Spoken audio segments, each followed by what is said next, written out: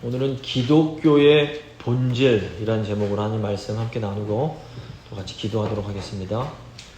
저희가 지난 주일에 성전으로 기도하러 가던 이 베드로와 요한이 예수님의 이름으로 성전 앞에서 구걸하던 사람을 고쳐주는 그 내용을 저희가 함께 살펴봤습니다.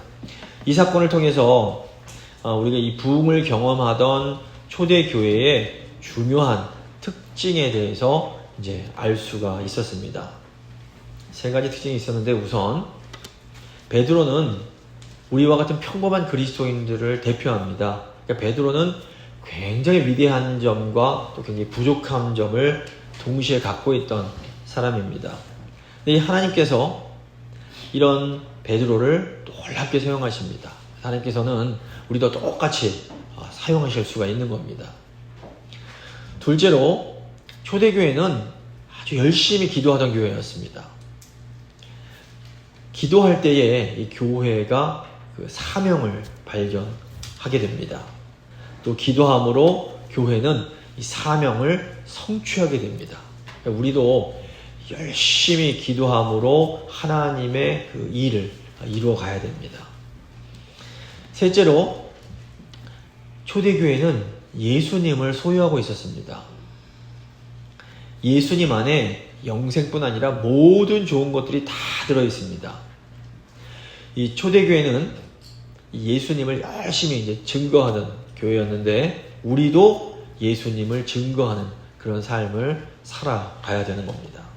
자, 이제 오늘 11절 말씀 보시면, 그 사건이 있은 후에 병이 나은 사람이, 장애가 나은 사람이 베드로와 요한을 붙잡으니 모든 백성이 크게 놀라며 달려나아가 솔로몬의 행각이라 불리우는 행각에 모이거늘.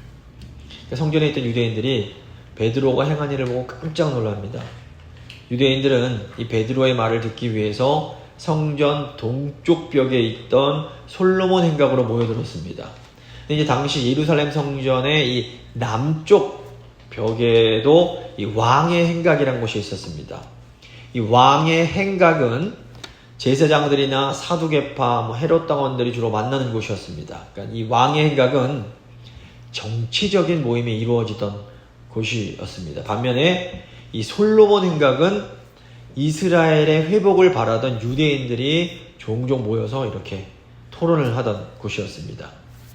요한복음 10장 보시면 예수님도 이 수전절에 이 솔로몬 행각을 거니십니다.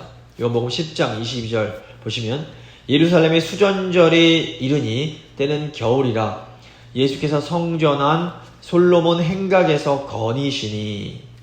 근데 바로 이 솔로몬 행각에서 이 베드로는 성전 미문에서 발생한 사건에 대해서 궁금해하는 유대인들을 향해서 두 가지 질문과 한 가지 대답을 합니다. 근데 이 베드로의 말 속에 기독교의 아주 중요한 본질이 담겨 있습니다. 그래서 오늘은 이 베드로의 두 개의 질문과 한 개의 대답을 통해서 기독교의 본질에 대해서 제가 생각을 해보도록 하겠습니다.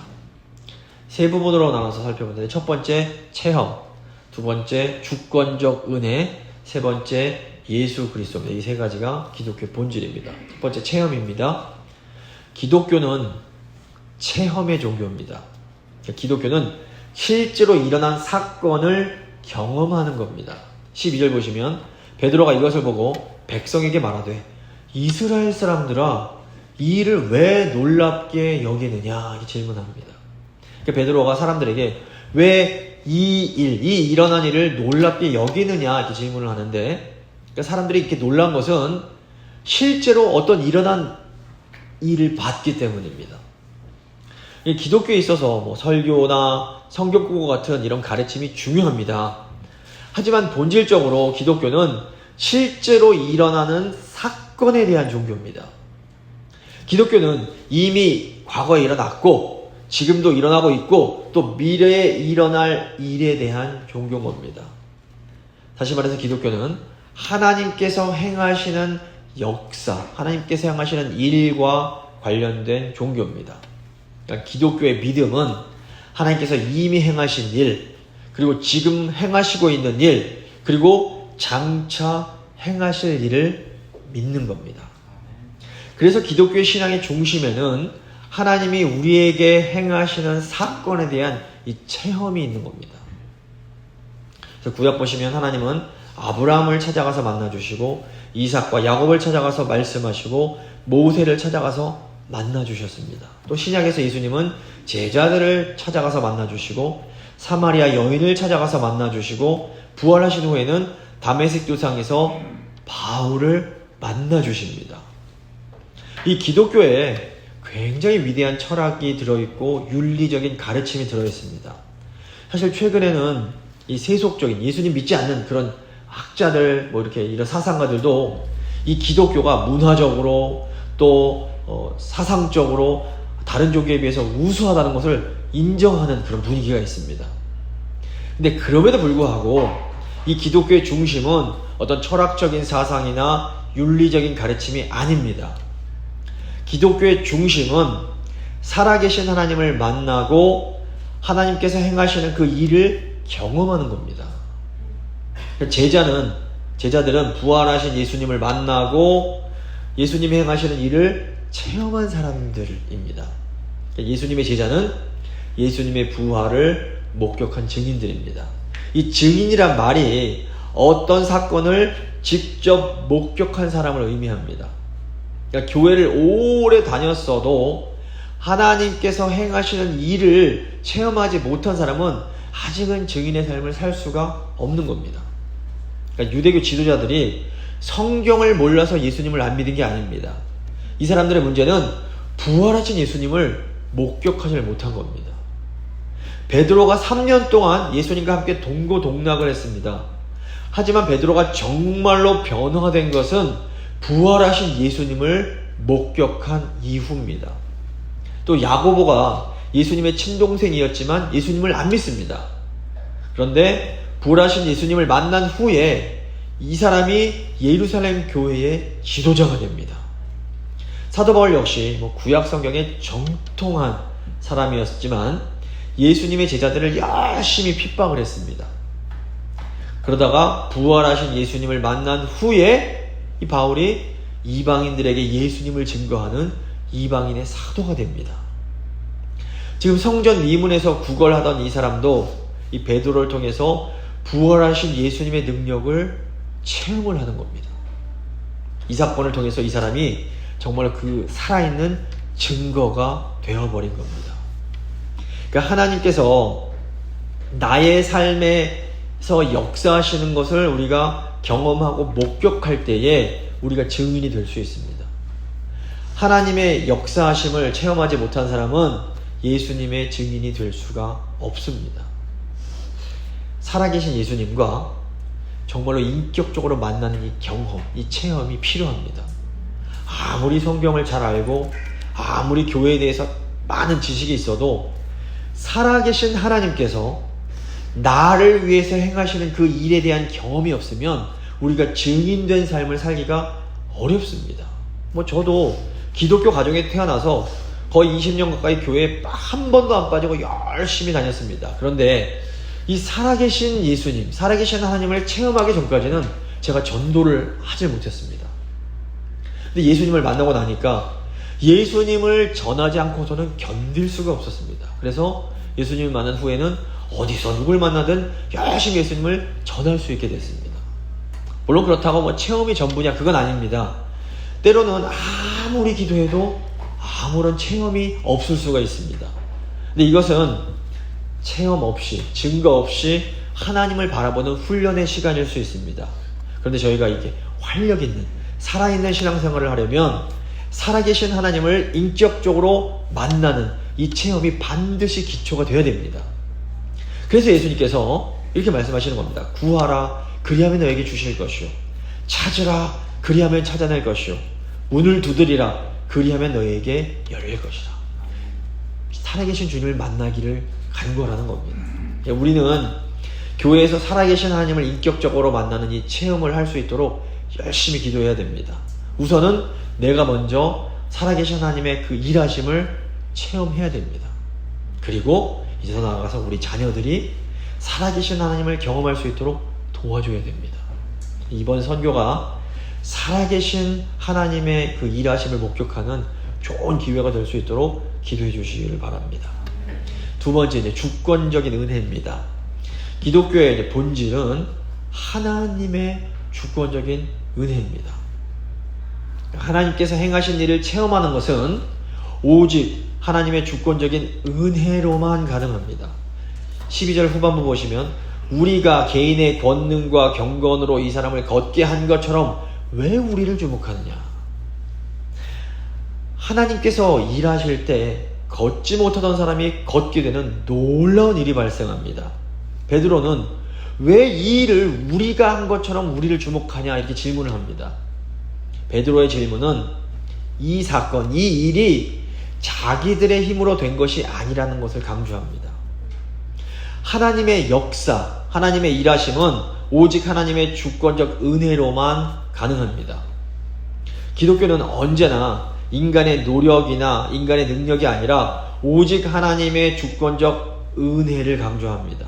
물론 그렇다고 해서 인간에게 아무런 능력도 없고 우리가 아무런 노력도 안 해도 되느냐? 이건 절대로 아닙니다. 여기에 굉장히 조심스러운 균형이 필요합니다. 우리 그리스도인들은 하나님의 백성입니다. 하나님의 백성은 하나님과 언약을 맺은 사람들입니다. 이번 수요일에 이 섭리의 언약이 나오는데 우리는 예수 그리스도 안에서 새 언약을 맺었습니다. 이 언약은 혼자 맺는 것이 아니라 쌍방이 같이 맺는 겁니다. 우선 하나님께서 주권적인 은혜로 우리에게 놀라운 약속을 주십니다. 그러면 이제 우리가 이 하나님 말씀에 기쁨으로 반응, 순종을 해야 되는 겁니다. 그러니까 우리는 하나님께 기쁨으로 순종해야 할 의무가 있습니다. 우리가 열심히 하나님께 영광 돌리는 삶을 살아야 합니다. 그러면 하나님께서 우리를 통하여 놀랍게 역사를 하십니다. 그런데 궁극적으로 하나님의 역사, 하나님의 일하심은 우리의 능력이 아닙니다. 하나님의 역사는 오직 하나님의 주권적인 은혜입니다. 성경 보시면 이 하나님의 주권적 은혜와 인간의 순종의 놀라운 균형이 나타납니다. 그러니까 예수님의 제자들 입장에서는 최선을 다해서 주님을 섬깁니다. 하지만 그들은 모든 영광을 오직 하나님께만 돌립니다. 사도행전 10장 보시면 베드로가 하나님 말씀에 순종해서 로마인 백부장 고넬료의 집을 찾아갑니다. 베드로가 이 고넬료 집에 들어갈 때 고넬료가 베드로에게 덥석 절을 합니다. 이때 베드로가 고넬료를 향해서 뭐라고 말을 합니까? 사도행전 10장 26절 보시면 베드로가 일으켜 이르되 일어서라 나도 사람이라 말합니다. 베드로는 자신이 하나님이 아니라는 것을 강조합니다. 또 사도행전 14장 보시면 이 갈라디아 지역에서 복음을 전할 때에 바울이 태어나면서부터 걷지 못하던 사람을 걷게 합니다. 이때 사람들이 바나바와 바울을 제우스와 헤르메스라고 부르면서 신처럼 섬기려고 합니다. 이때 바울과 바나바가 어떻게 반응을 합니까? 사도행전 14장 14절부터 15절입니다. 두 사도 바나바와 바울이 듣고 옷을 찢고 무리 가운데 뛰어들어가서 소리질러 이르되 여러분이여 어찌하여 이런 일을 하느냐? 우리도 여러분과 같은 성정을 가진 사람이라 여러분에게 복음을 전하는 것은 이런 헛된 일을 버리고 천지와 바다와 그 가운데 만물을 지으시고 살아계신 하나님께로 돌아오게 함이라.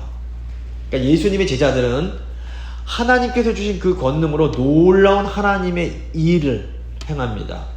하지만 그들은 절대로 자신의 능력을 자랑하지 않습니다. 보통 무당들은 자기들에게 어떤 영험한 능력이 있음을 자랑합니다. 자기에게 대단한 능력이 있어서 미래도 예언을 하고 병도 고치고 이런 거 다 할 수 있다 자랑하는 겁니다. 근데 너무 안타깝게도 이 목사들 중에도 마치 무당처럼 자신의 그런 신령함을 은근히 자랑하는 그런 사람들이 있습니다. 이런 사람들은 자신이 기도를 엄청 많이 하고 자신이 성경을 통달해서 이런 놀라운 능력이 일어나고 내가 힘이 있다 이런 것들을 은근히 과시합니다. 미국의 유명한 TV 부흥사가 자기가 하나님께 기도했더니 플로리다를 향해 오던 태풍이 피해가더라 이게 자랑하는 것을 제가 들어본 적이 있습니다. 물론 하나님이 우리 기도 들어주십니다. 하지만 이 부흥사의 문제는 뭐냐면 하나님의 주권적 은혜를 자랑하지 않고 자기의 능력을 자랑하는 겁니다. 이 사람은 자기 기도에 어떤 특별한 능력이 있다 자랑을 했습니다. 더 안타까운 것은 많은 사람들이 이런 과장된 허풍에 속아 넘어간다라는 겁니다. 사람들이 큰 소리 치는 사람, 자신 있게 막 말하는 사람을 보면 그게 진짜인 줄 알고 속아 넘어갑니다. 이상하게 허풍 터는 사람들에게 사람이 많이 모입니다. 그 사람들이 하나님의 역사가 아니면 어떻게 이렇게 많은 사람들이 모일 수가 있겠느냐 이런 생각을 하기 때문입니다. 하지만 하나님과 전혀 상관없이도 사람들을 끌어당기는 엄청난 그런 특별한 재능이 있는 사람들이 있습니다. 역사 보시면 많은 독재자들이 어마어마한 카리스마를 갖고 있었습니다. 대표적인 예가 이제 히틀러 같은 사람은 수많은 독일인들의 마음을 끌어당깁니다. 또 북한의 독재자 김일성도 사람을 설득하는 아주 놀라운 카리스마를 가지고 있었습니다. 또 이단들이나 다른 종교 지도자들도 개인적인 그 카리스마로 많은 사람들을 몰려들게 할 수 있습니다. 그러니까 사람들이 많이 몰려든다고 해서 다 하나님의 역사는 아닌 겁니다. 목사들 중에서도 사람들을 끌어모으는 카리스마를 가진 그런 사람들이 있습니다. 그런데 이렇게 사람들을 선동하는 능력이 사실 하나님과는 관련이 없을 수 있습니다. 물론 하나님께서 역사하실 때에도 많은 사람들이 몰려들 수 있습니다. 오순절에 베드로가 설교할 때에 3,000명이 한꺼번에 회심을 하는 그런 역사가 일어났습니다. 하지만 이것은 베드로 어떤 개인의 능력이 아니라 성령의 역사로 가능한 거였습니다. 베드로가 이걸 분명하게 알고 있었습니다. 그래서 지금 베드로가 어찌하여 나를 주목하느냐 이렇게 질문을 하는 겁니다. 베드로는 놀라운 기적이 오직 하나님께 속한 거라는 것을 분명하게 강조합니다. 저희가 그러니까 보면 이 목사의 설교를 듣고 큰 은혜를 받을 수 있습니다. 그런데 그것이 목사의 능력이 아니라 오직 성령 하나님의 역사이며 하나님의 주권적 은혜라는 것을 절대로 잊으시면 안 됩니다. 목사는 그저 하나님의 은혜를 전달하는 그릇이요 통로에 불과합니다. 그러니까 우리가 저 달을 가리키는 손가락이 아니라 달을 볼 수 있어야 되는 겁니다. 이런 의미에서 이제 목사가 어떤 자기 자랑을 하려고 그러면 성도님들이 이걸 말려주셔야 되는 겁니다. 목사님, 지금 위험한 상태입니다. 이게 말해주시고 기도해 주셔야 되는 겁니다. 이게 이제 성도님들의 몫입니다. 그러니까 목회자를 너무 신격화하면 안 됩니다. 이건 목회자도 죽이고 성도들도 죽이는 행위입니다. 물론 그렇다고 또 목회자를 너무 쉽게 우습게 생각하시는 것도 좋지는 않습니다. 왜냐하면 목회자를 너무 가볍게 여기시면 우선 성도들이 은혜를 받기가 너무 어렵습니다. 결국에는 뭐냐면 지혜로운 균형이 필요합니다. 목회자들을 존경하시면서도 또 목회자들이 실수하지 않도록 옆에서 기도하면서 도와주셔야 되는 겁니다. 이게 교회가 함께 사는 길입니다. 기독교 신앙은 살아계신 하나님을 인격적으로 만난 체험이 있는가, 이게 너무너무 중요합니다. 그래서 부모님이나 다른 어른들이 경험하신 것을 옆에서 보고 듣는 것, 이것도 참 유익이 있습니다. 하지만 여전히 이런 간접적인 체험은 부족합니다. 내가 직접 살아계신 주님을 만난 어떤 생생한 그 체험이 필요합니다. 근데 이것이 오직 하나님께서 주권적인 은혜로 주실 때에만 가능합니다. 결국 우리가 하나님을 알고 우리가 하나님을 믿는 것은 전적인 하나님의 은혜입니다.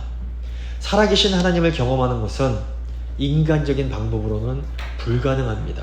그래서 우리는 하나님의 은혜를 간절한 마음으로 간구해야 됩니다.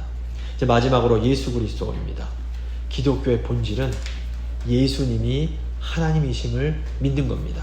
13절 보시면 아브라함과 이삭과 야곱의 하나님 곧 우리 조상의 하나님이 그의 종 예수를 영화롭게 하셨느니라. 베드로가 지금 유대인들, 구약을 믿는 유대인들을 향해서 이스라엘의 하나님께서 예수님을 영화롭게 하셨다 말합니다. 이제 사도 바울이 이 내용을 좀 더 자세하게 이제 빌립보서에서 설명을 합니다. 빌립보서 2장 9절부터 11절 보시면 이러므로 하나님이 그를 지극히 높여 모든 이름 위에 뛰어난 이름을 주사 하늘에 있는 자들과 땅에 있는 자들과 땅 아래에 있는 자들로 모든 무릎을 예수의 이름에 꿇게 하시고 모든 입으로 예수 그리스도를 주라 시인하여 하나님 아버지께 영광을 돌리게 하셨느니라. 무슨 말입니까? 예수님은 하나님의 아들이십니다. 예수님이 하나님의 아들이다. 이 말은 우리가 존재론적으로 이해를 해야 됩니다. 그러니까 존재론적으로 보면 개의 아들은 개입니다. 말의 아들은 말입니다. 그리고 사람의 아들은 사람입니다. 이런 의미에서 존재론적으로 하나님의 아들은 하나님이신 겁니다. 물론 우리도 하나님의 아들이고 우리도 하나님의 딸입니다. 그런데 이 똑같은 말이라고 해도 그 의미가 전혀 다른 겁니다. 예수님은 하나님이십니다. 기독교의 그 중심에는 예수님이 하나님이시라는 믿음이 있습니다. 유대교인들이나 이슬람교도들도 창조주 하나님은 믿습니다. 알라가 하나님이라는 뜻입니다. 하지만 그들은 예수님이 하나님이심은 안 믿습니다. 오직 기독교만이 예수님이 창조주 하나님과 동일한 분이심을 믿는 겁니다. 자, 그렇다면 중요한 것은 이 사실이 과연 우리에게는 어떤 의미가 있는가 하는 것입니다. 자, 하나님 자신께서 우리를 구하기 위해서 직접 인간이 되어 우리에게로 오셨습니다. 하나님 자신께서 우리를 위해서 죽으시고 부활을 하신 겁니다.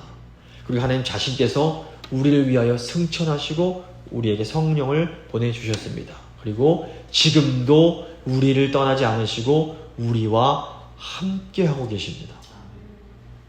예수님께서 우리에게 예수님 안에 늘 거하라 이 말씀하십니다.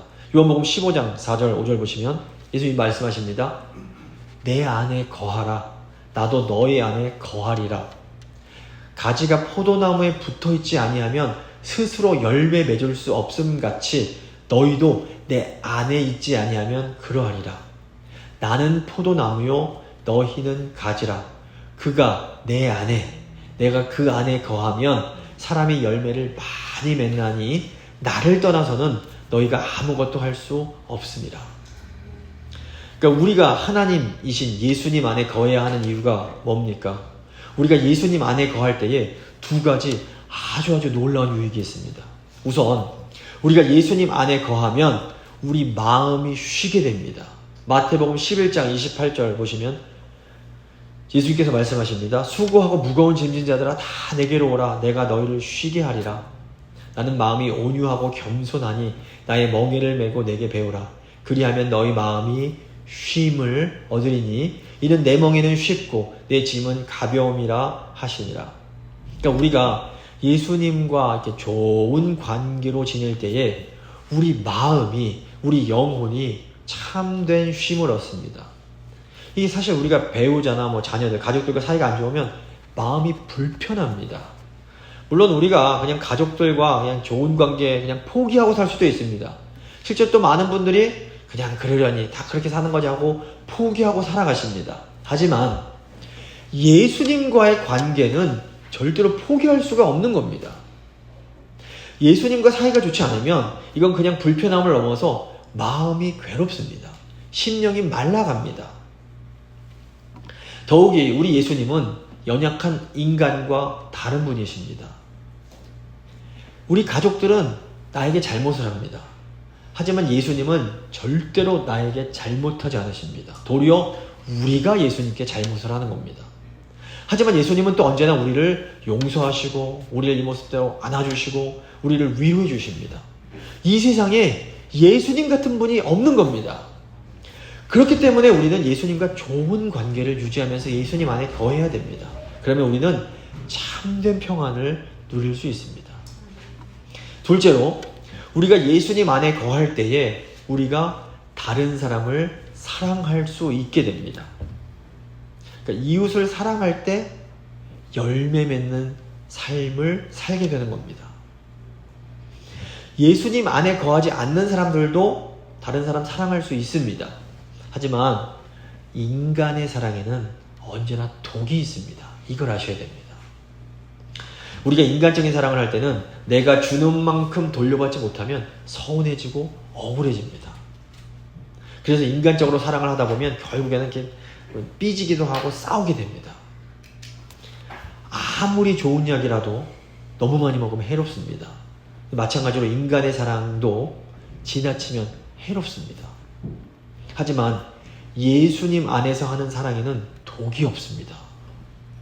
예수님 안에서 하는 사랑은 마치 생명의 물과 같습니다. 물은 많이 마셔도 괜찮지 않습니까? 이 물은 먼저 나의 영혼을 살리고 나아가 다른 사람도 살려줍니다. 그러니까 우리가 이렇게 참 사랑을 나누고 누리고 다른 사람과 나눌 때 우리가 행복해지게 됩니다. 그러니까 우리가 이 행복해지려고 행복 자체를 자꾸 따라가다 보면 도리어 행복해지기가 굉장히 어렵습니다. 행복이란 것은 우리가 하나님 말씀에 순종하여 다른 사람을 사랑할 때 우리에게 주어지는 겁니다. 기독교적인 삶은 그리스도 안에서 사랑하는 삶을 사는 겁니다. 우리는 예수 그리스도 안에서 하나님의 사랑을 먼저 누리고 또 그리스도 안에서 이웃을 사랑하게 되는 겁니다. 근데 이 사랑하는 삶이 절대로 나 혼자서는 불가능합니다. 우리는 반드시 함께 이 삶을 살아가야 됩니다. 그래서 예수님께서 교회에 성령을 주시고 교회를 허락해 주신 겁니다. 우리는 교회를 통해서 하나님의 사랑을 누리고 또 이웃을 사랑해야 하는 겁니다. 말씀을 마무리 지어보도록 하겠습니다. 기독교는 체험의 종교입니다. 우리는 반드시 살아계신 하나님의 그 역사하심을 체험해야 됩니다. 그런데 오직 하나님의 주권적 은혜로만 우리가 이 체험을 할 수가 있게 됩니다. 결국에는 모든 것이 하나님의 은혜인 겁니다. 기독교의 핵심은 예수님이 하나님이심을 믿는 겁니다. 하나님이신 예수님께서 지금도 우리와 함께하고 계십니다. 예수님은 교회를 통해서 우리에게 그 사랑을 경험하게 하십니다.